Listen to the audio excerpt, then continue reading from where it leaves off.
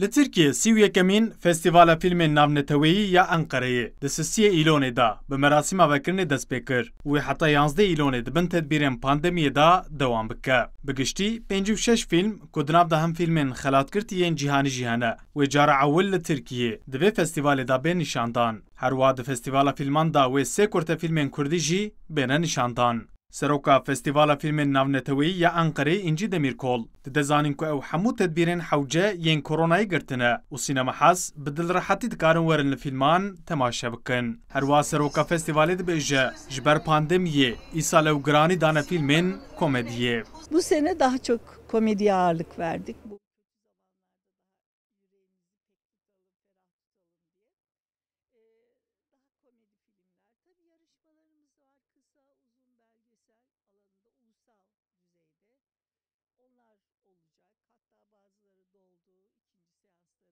Sînema Hez tevê pandemiyê jî beşdarî li vekirina merasîma festîvalê kirin û derbarê festîvalê da kêfxweşiya xwe anîn ziman. Ankara için güzel bir duygu.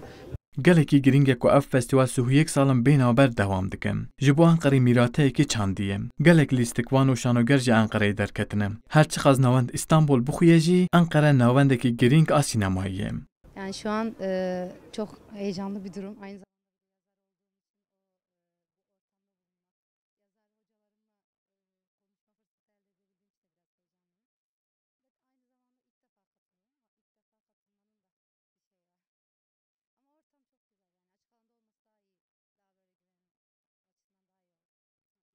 Tüm koşullar altında her zaman Ez xelkê Enqereyê me û ev sihuyek salin ku ez vê festîvalê bi kêfxweşiyekî mezin dişopînim. Divê di her şert û mercî de xebatên çand, huner, sînema û edebiyatê bêne kirin. Huner deriyê dinyayê bo me ve dike.